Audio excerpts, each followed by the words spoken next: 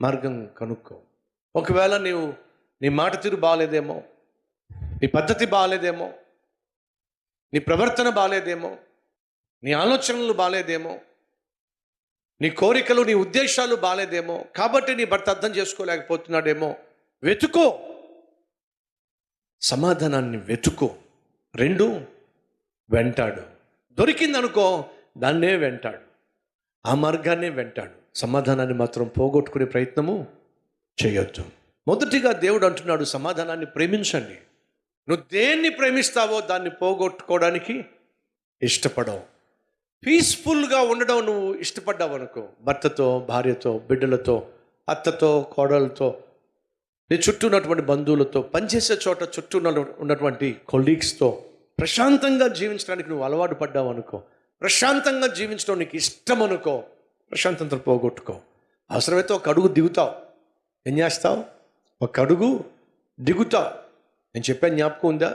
ఇంట్లో కూతురు ఎంగేజ్మెంట్ ఈరోజు మధ్యాహ్నం 7 గంటలకో 8 గంటలకో పక్క ఊరు వెళ్ళి మాంసం పట్టరారా, మన ఇంటికి అక్కను చూడడానికి వస్తున్నారు, పెళ్లి చూపులు అక్కకి, నువ్వు పక్క ఊరు వెళ్ళి మాంసం పట్టరా అని చెప్పి సంచిచ్చి డబ్బులు ఇచ్చి పంపించాడు. వీడు ఆ ఊరు వెళ్ళడానికి ఒక గట్టు ఉంది, ఆ గట్టు మీద నడుచుకుంటూ వెళ్ళాలి. ఈ లోపల ఒక పెద్ద ఆయన వస్తున్నాడు.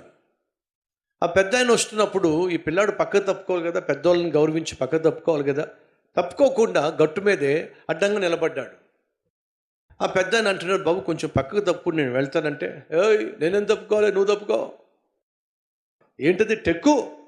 నేనేం తప్పుకోవాలి, నువ్వు తప్పుకో. ఒరే నువ్వు చిన్నోడు కదరా, పెద్దోళ్ళకి గౌరవం ఇవ్వాలి కదరా, నేనేది నీకు గౌరవం ఇవ్వాలి, నువ్వు నాకేమవుతావు గౌరవం ఇవ్వాలి, నువ్వే పక్క తప్పుకో.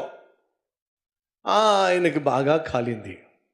నేను తప్పుకోనరా అన్నాడు. నేను తప్పుకోను అన్నాడు వీడు. వినండి, ఆ పెద్ద అయినా తప్పుకోవాలా, ఈ చిన్నోడు తప్పుకోవాలా? 8 గంటలకు వెళ్ళాడు, రాలా. 9 గంటలు అయింది, రాలా. 10 గంటలు అయింది, రాలా. 11 గంటలు అయింది, రాలా. 12 గంటలు అయింది, రాలా. 2 గంటలకు అక్కడ పెళ్లి చూపులు, వాళ్ళు వస్తారు, వాళ్ళకి భోజనం పెట్టాలి. ఎందుకు నా కొడుకు రాలేదని చెప్పేసి తండ్రి పరుగున వచ్చాడండి. వస్తే ఈ పిల్లోడు ఆ పిల్లోడు మీద పెద్ద ఆయన ఒకళ్ళొకళ్ళు చూసుకుంటా ఉన్నారు.